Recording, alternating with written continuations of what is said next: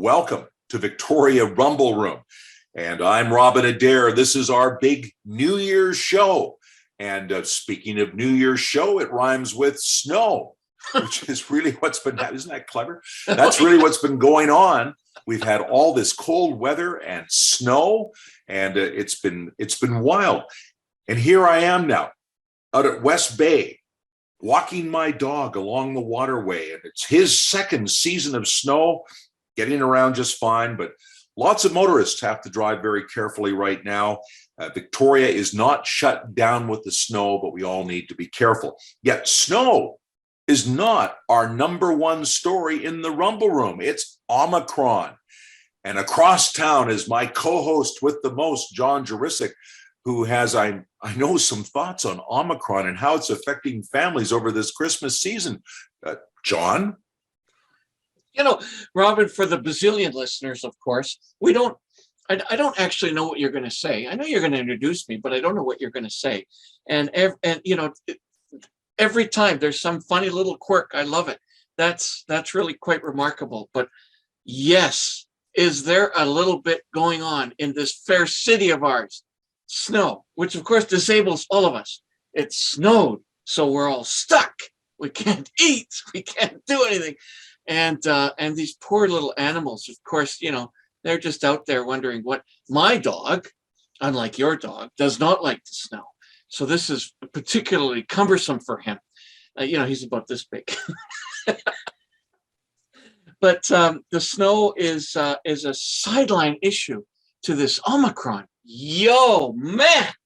So the better part of now 2 years we've been living with this. You and I have been talking about COVID a lot and its implications, but it always felt like it was distant, like somebody else got it, or the US is a problem, or I don't know.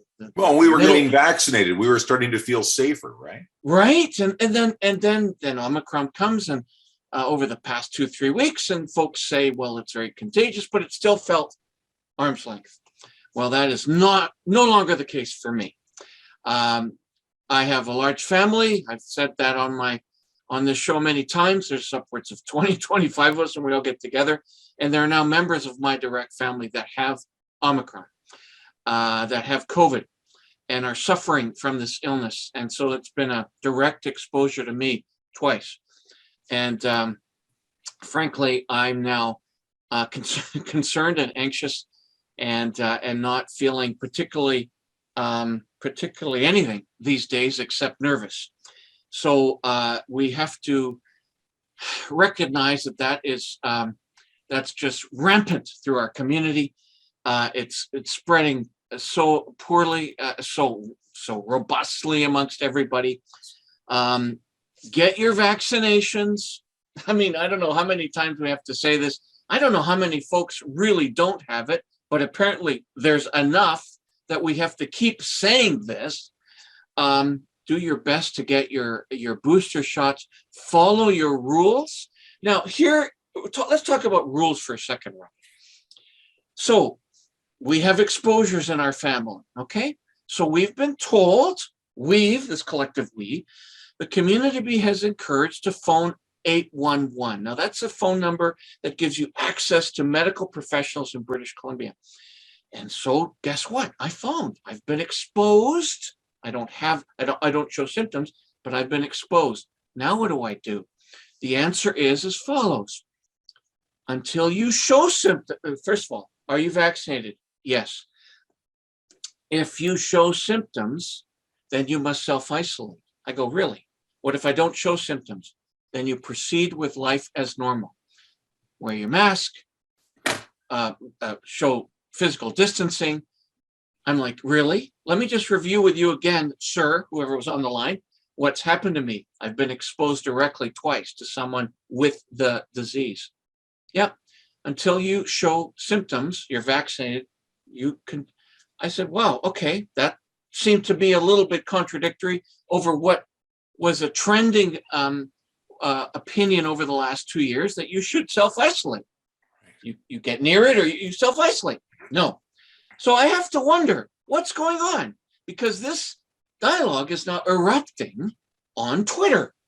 One of the platforms that we advertise on Victoria Rumble Room, and there's quite a bit of worry and reflection. Really? This rampant disease? And you're essentially telling the vaccinated to lead a normal life. I wonder how much political input there is to this. No kidding, John. It's just such a worry, and so surprising, that advice. And you have to wonder whether there isn't a link between that and the fact that we just aren't really equipped or set up for everybody to get the tests right away, rapidly when they need it. So, I suppose just get out there, carry on, and hope for the best. If you are fully vaccinated, you're not going to get as sick. The numbers have skyrocketed.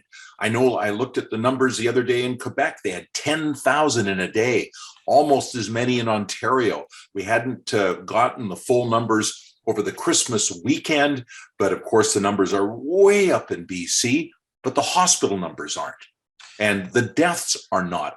So this Omicron virus, as we've said earlier, it looks like it's going to get out there to virtually every family in the province. Almost all of us, in some way, shape, or form, are going to be exposed to it.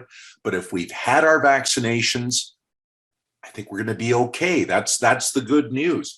And, we're not going to have New Year's parties. New Year's parties have been put off the table by Dr. Bonnie Henry. And really, that's a good decision. And I think for the rest of us then, as we sit back and think about New Year's and think about our New Year's resolutions, I, for one, am going to try to get fitter for this next year and cross my fingers that we have a healthier year in 2022. So my resolutions for the new year are to stay healthy. And how am I going to do that? I'm going to continue to cycle. I like to cycle. Clearly, I can't in the snow, but I do have a stationary bike. Cycling has been a savior for me. I really love it, and I'm going to continue to do that. In line with staying healthy, staying mentally healthy. I can't help thinking, just as if people are watching us now, they can see that I'm clearly a bit, You're off your game a little, right? You're off your game a little bit, John. And it's like if I'm like that, imagine an entire community, entire society, just a bit off. We're just imagine an entire society of John Jurisics. I mean, there's not enough room on Tulip Avenue for the whole lot of us. So. And then somewhere in this year, I hope to travel. So staying healthy, staying sane, and getting some travel. And when I say travel, and this really falls into something that I think is important. You don't have to go to Hawaii. You don't have to go to Mexico. You could go to a local hotel, and you could use the local outlets to feed that need to travel. Shop local. Well, John, that's all good advice. And I know that a lot of us do want to travel and get to places, and we're hopefully going to get to do that in 2022. So we reviewed the weather, we've reviewed Omicron, and that's all taking us up to what's happening right now. But this show is also about what we've done over this past year. We've been doing this show since April 2021, and we've had some amazing guests, some fantastic guests on this show, covering a whole wide variety of topics. We're going to go through some of our highlight guests right now. We're going to meet a bunch of people that we've really enjoyed talking to. Now, there were lots of other people we also enjoyed. We just don't have time for everyone on this show, but we've tried to get a good smattering and cross-section. And to kick things off, we've got a special guest that we just brought in last week. And we said to this guest, hey, man, we want you to lead in with the show, talk about what you're hoping for, and also talk about what was important to you in 2021. Robin, John, it is me, Howie. I'm here with my New Year's resolutions, the things I feel the most happy about in my life at 77 years old, right? Baseball. Andrew Friedman is the reigning genius of the Dodgers, the most important man in baseball. He has generated the Tampa Bay franchise, no money, no fans. They win every year. Andrew Friedman, the reigning genius of baseball, still works for the Dodgers. That's who I'm grateful for. He's got us back into the pennant race every single year. My children, 4 gorgeous children. You always start with the oldest, right? Solomon, the oldest, he's 40 years old. I have a son, 40 years old. I remember saying to my mother, Mom, how does it feel to be 90? She says, no big deal, but I have a son who's 60. That I remembered. My son is running Pagliacci's, the front office. My youngest son, Harry, who's 31, is in the kitchen running the back end of the kitchen. So I've got a guy in the front and a guy in the rear. Very important. Very rarely do owners work in the back of the kitchen with the grunts, with the dog faces. Very rare. Boy, that gives a joint a lot of yichus, a lot of pedigree, doesn't it? My daughters, gorgeous daughters, Rosie and Ben live on 6 acres up by Durant's Point, love horses, real outdoorsman. Ben's got a portable lumber mill. He shoes horses. He's a farrier. How's that for British Columbia, huh? How's that for authenticity? And Molly, 2 kids. Her husband is Discovery Coffee. Remember that the next time you're looking for a cup of coffee. Best coffee in the city, Discovery Coffee. Logan and Molly. 4 magnificent kids. Love them all. And what else do I'm crazy about? Janet Rothman. Now, other people know her as Jan Sickler, but that's not the name who I met when I was 22 years old in 1967 on the campus at UCLA. I met Janet Rothman. Her father was a doctor from Brooklyn. He went to work for the Indian Affairs because it was during the Depression. He couldn't get a job in New York. So she was born in the Indian School Hospital. How about that, you Phoenix people? Her father was the head of the hospital, and she was born in the Indian School Hospital. Janet Rothman was born in the Indian School Hospital, and she's still in Phoenix. I can't get her ass out of there. She likes Phoenix. It's unbelievable. I'm glad she likes me. We're still together. It's been almost 20 years. Adore her. I'm leaving Victoria in a few minutes to go see her in Phoenix. I'll be there for the winter time. So I wish you an easy winter because I will be in Phoenix and I don't play golf. I play Janet. That's what I play. That's my game. And finally, guys, it's 30 years I haven't smoked. The single stupidest thing I've ever done in my life for 30 years. I started smoking in the Army. There were 9 cents a pack in the Army. 9 cents for a package of cigarettes, 90 cents for a carton. No wonder I smoked. I could afford it. Today, a single cigarette in British Columbia, the tax is 33 cents on a single cigarette. Good. Let them raise it. Let them pay more for that, for those cigarettes. It'll pay for their hospitalization. 30 years a non-smoker, thank God. It's the single stupidest thing I've ever done in my life. And that includes buying brick shares. Don't smoke. I love you. And I wish you the best of New Year's and Christmases. Take care of yourselves. Be good to each other. And I'll see you next year. So great way to launch this show with Howie Siegel. And he did this particularly as a salute to 2021 and a welcoming to 2022. And that's fantastic. One of our great guests. We've had so many important and fascinating people on this show since we started up last April.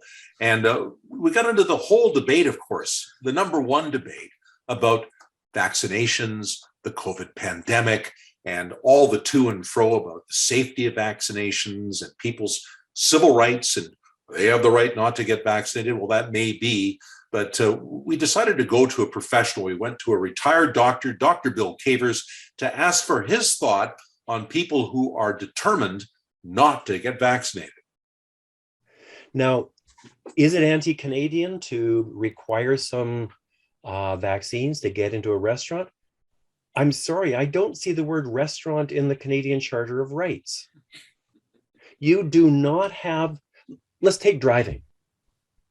We have a driver's license. You don't have a right to just climb in the car and turn the key and drive off.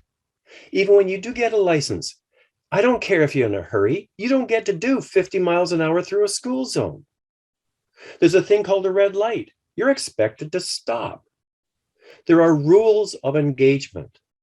You don't get to put other people's lives in jeopardy by doing what you want to do. So let's take restaurants as a different example. You don't get to smoke in a restaurant. Why? Because if you do smoke, the smoke will cause future healthcare concerns to the restaurant staff. Future healthcare concerns? Well, let's talk about COVID. We're not talking 25 years down the road, you'll have lung problems. We're talking in 10 days, you might be fighting for your life. There's a thing called a social contract. You don't get to do anything you want.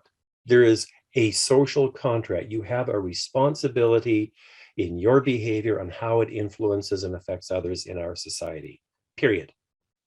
This past year, we have extensively explored First Nations reconciliation. We've spoken to Christina Clark from the Songhees about economic development and job creation for her band and the wider Indigenous regional community. We've grieved with most Canadians about the graves discovered at residential schools and fully agree that these schools were a big mistake of the past. However, we do not share the belief that white society is today collectively guilty and take exception to being described as colonists and settlers.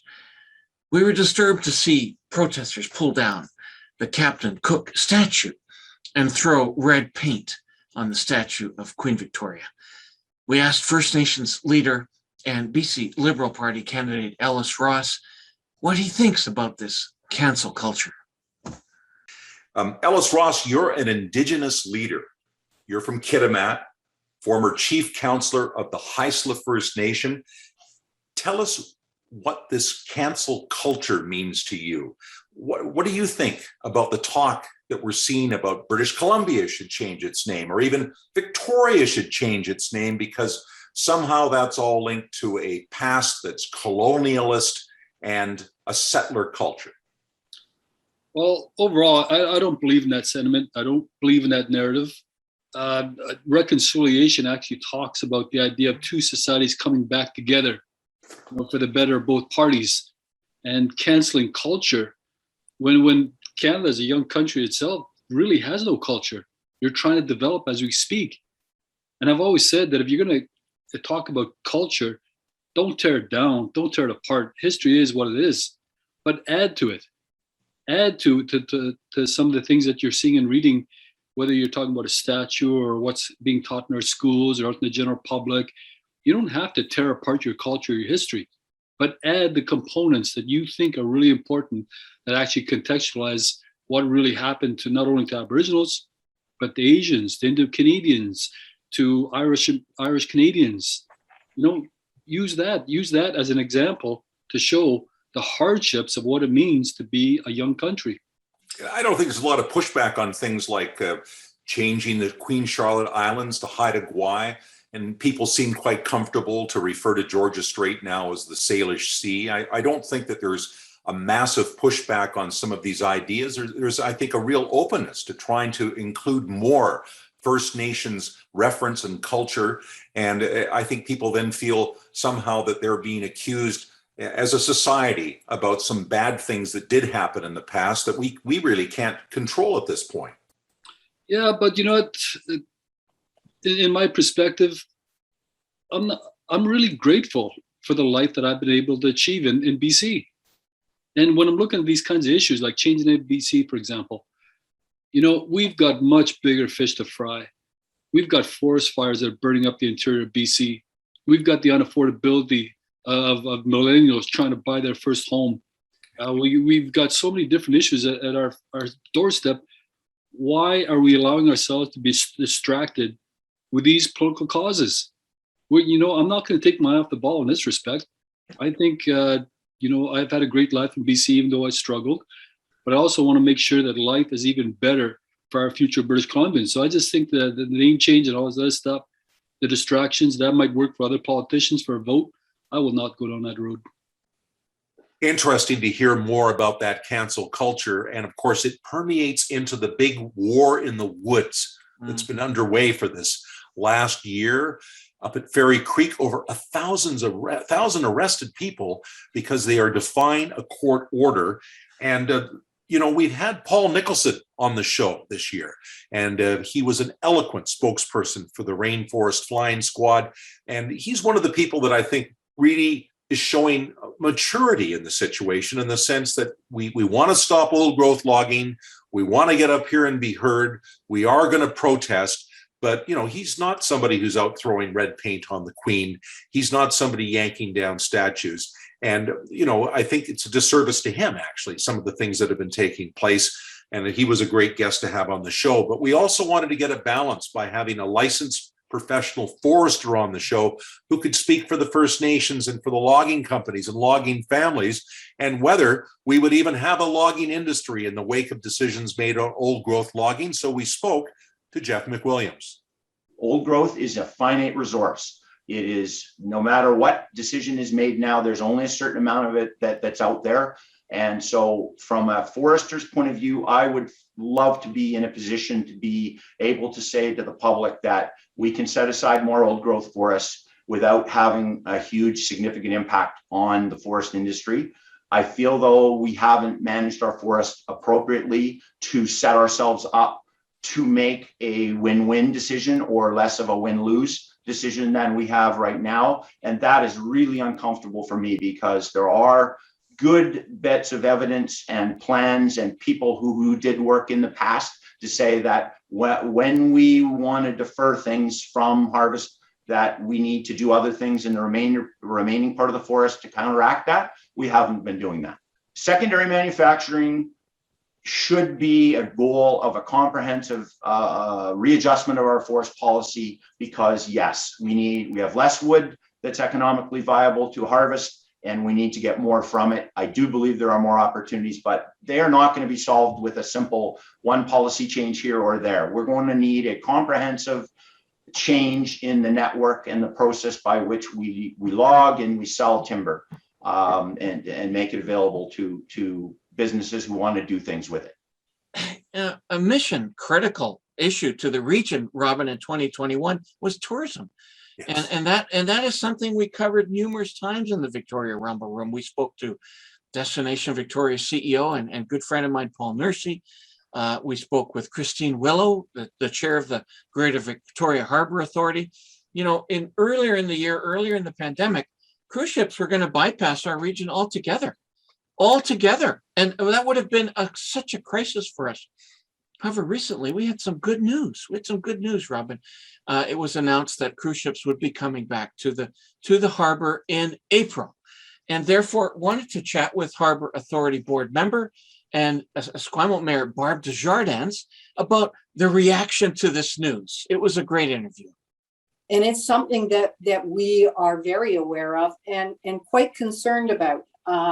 And the fact that we now have this schedule coming and it's occurring, I think we can breathe a little bit easier. But that doesn't say that down the road, a senator that is looking for re-election potentially and has had huge concerns about how slow the return of cruise has been to her community.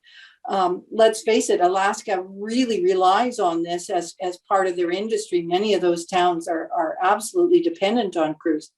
And so if there was any perception that the Canadian government was slower to react, then let's try and get that obstacle out of the way. And so I think we have to be very clear and careful that we show, and particularly our federal and provincial governments show, that they are behind the tourism industry, the cruise industry coming into Victoria and Vancouver, and across Canada for that matter. And this is not just about cruise.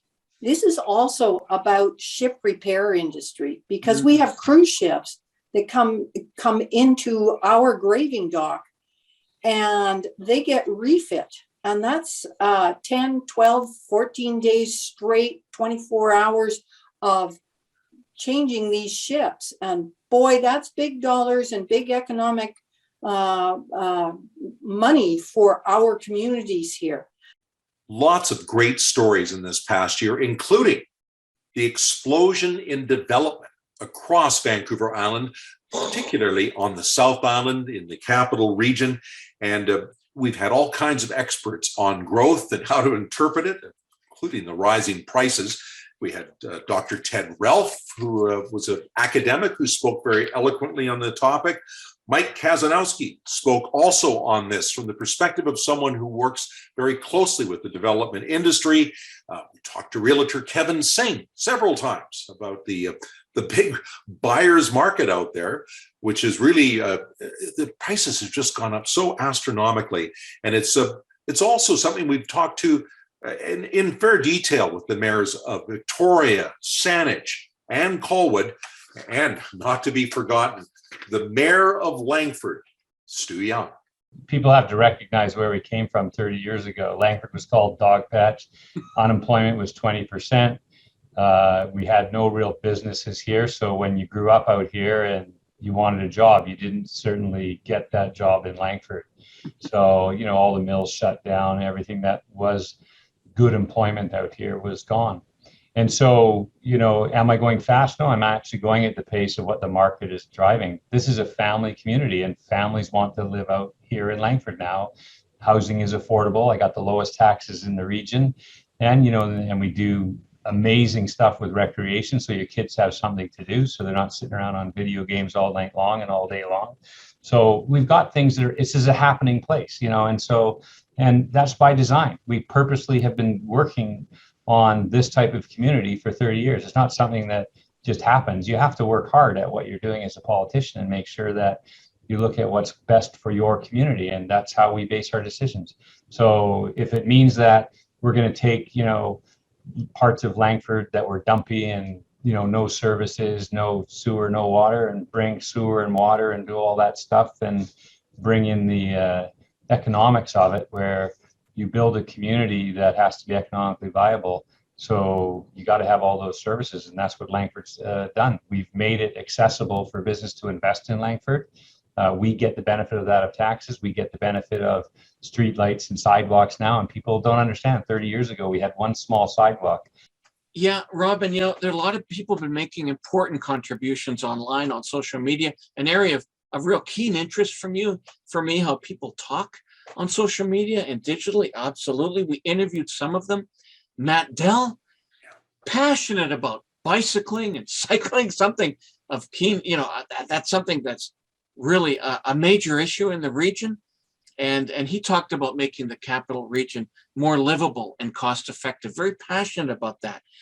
Janice Williams offered some interesting insights into senior government making noises about building new facilities for people with mental illness and addictions, but sometimes with very little action. It's a healthcare issue. And I think many are frustrated with the open air asylum that's going on. Everybody's talking about that, Janice. I mean, I've heard this for a long time from a lot of people. Somebody has to get a hold of this, don't they? Who's going to take leadership? I'm not seeing anybody stepping up and saying, okay, enough is enough. Is it time for the city to lead on this? Should the province? I mean, somebody has to grab this and then bring everybody in, right? I think at the federal level, we saw Aaron O'Toole put it in his platform that he was going to support more residential mental health facilities and more addictions and treatment beds. Now that generally got glossed over and washed out for whatever reason, maybe because he had the disadvantage of running under a conservative banner. But I was really hopeful that, this isn't a platform at the federal level. And I think the province is really rather constrained budget-wise. They're responsible for managing the health budget and everything else, but that envelope's already pushed to its limit. And so I kind of think the feds need to step up and set a national standard and to fund getting it going, working with the province to identify, okay, where are these facilities going to be located? How are they going to be staffed? under what conditions is someone going to be sent there? And so there's a bit of a relationship between the province and the feds there that needs to happen. You know, John, one of the guests that we had on the show very early on was Matt Waterman for the Victoria City Police Union, and a very passionate guy, well-informed, and gave us a lot of great information about the challenges that they're having in downtown Victoria about recruitment, retaining police officers, the strain of working down in an environment where the crime rate has gone up so much over the last few years. And he also expressed to us some frustration with some of the provincial partners in terms of coordinating and working effectively together. Mr. Eby has talked about the complex care plan. I'm going to call him out a bit on that, because my understanding is there's no police people who are part of that discussion. And I disagree. We're the frontline people, and we need to be part of that discussion. In fact, I heard there was no VHA people who were part of that discussion initially. Apparently, they may be part of that team, I guess, that's looking at that. But in that complex care plan, that's exactly what we're talking about. We can spend all the money we want on doors and beds, but what else are we doing to support those people? And the second part that I just want to highlight, we heard from Julian Daly down at our place, and there's now discussion about, maybe treatment needs to be pushed harder, and that you don't have a choice. And that's a huge discussion, but I know if I had a loved one who was suffering from addiction, how do you get them off the street? We've also looked at transportation from a variety of angles. Arguably the most important mission critical issue for our region, transportation and how it evolves and develops from cycling to buses to a possible new commuter train. The epicenter, as always, I think, of Victoria's traveling challenges has certainly been the Victoria International Airport, where the pandemic hit in a major way. Now, when we say major, we actually mean major, like a 95% plus drop in volume. Wow. So, somewhat optimistically, also cautiously, people are starting to fly again, according to airport CEO Jeff Dixon. Yeah, it's been quite devastating. I mean, in terms of the economic impact of the airport, we had it measured, let's say 3 years ago, and it was $880 million in annual economic impact. So you're almost $1 billion.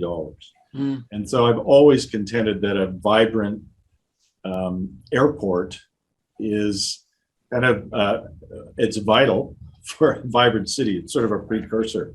And I often sort of ask people to think back in terms of, various centuries, and think of the importance of seaports, and think of the importance of railway and railroad infrastructure, think of the importance of highways and roads, and then just sort of look back in time and think of the importance, quite frankly, of airports today. And to me, it's the 21st century sort of key transportation provider. So there's so many businesses involved here, whether it's taxi cabs and people make a livelihood in that particular industry, car rental companies, restaurants and retail staff that are here. We have some 60 tenants around the airport, whether it's aircraft manufacturing or flying schools, or even distribution centers for food products. That it's all kind of linked. And the reason that they're locating out here is because they see it as somewhat of a logistics hub and big opportunities for growth. And one of the latest signals of that would be bringing Amazon. We've had so many great guests on this show, and we're so grateful that they've taken the time to share their ideas and their thoughts.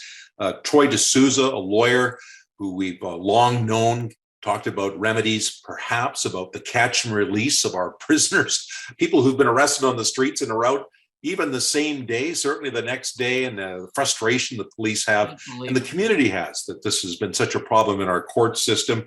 We've spoken to Mothers Against the Harm, who are the parents of people who've died from opioid.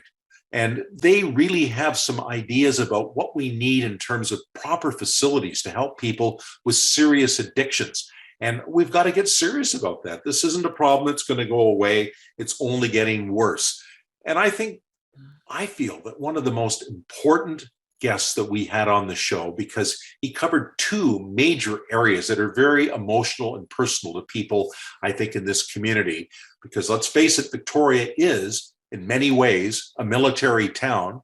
One thing was the very unfortunate and sloppy withdrawal from Afghanistan when Kabul basically collapsed in 10 days.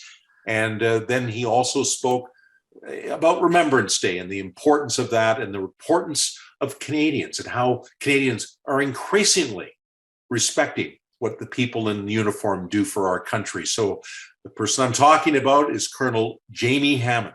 First thing that runs through my mind over the years is how much it's changed, how much Canadians pay more and more attention. In the 1970s and 80s, Remembrance Day was almost like an intimate sort of ceremony. The guards would march, all that would happen, but the crowd was much smaller than it is in the past, 5-10 years, or since probably, the operations in Afghanistan. So that's one, is how much more I feel as someone who has military experience, I feel welcomed, by society. And so I think that's one really important thing. I've often reflected on, why do we go to these things? And, obviously there's sadness for personal loss. So there are people there whose grandfather, whose father, whose loved one, whose husband was lost in one of these wars, whether it's First World War, Second World War, Korea, peacekeeping, or Afghanistan. So there's that. But the reasons I think that everyone goes to these is, one is to be inspired. And we feel by being a little bit closer to those who gave all. And we talk about that in sports, and we talk about it in business and things, give it all, baby, all that kind of stuff. The reality is these people really did, and it's not a metaphor. They gave everything. And that's it for the show. Our last program for 2021. I want to cry, Robin. Oh my gosh, I'm so emotional. However, it's been fun and it's been exciting. We just started this thing. You picked up the phone. Hey, John, want to chat online? Yeah, whatever. Let's do it. And look what's happened. 210,000 viewers, cumulative viewers later, over 100 shows later, all kinds of fascinating topics covered. I cannot wait, Robin, for 2022 to start. And it's going to start with a bang. We have Andrew Weaver coming back. He was one of our more popular guests. He's going to talk about climate change and what we can do about it, the impacts. Clearly, we're all very aware now, no longer that this thing exists or not. What can we do about it? So, as we come out of this fascinating year into what I'm sure will be a more fascinating year, from John Jurisic, from my family, from the Victoria Rumble Room, Happy New Year to everyone. And Happy New Year to you, John, and your friends and family from my family. And I hope we all have a great, great 2022. And I'm Robin Adair.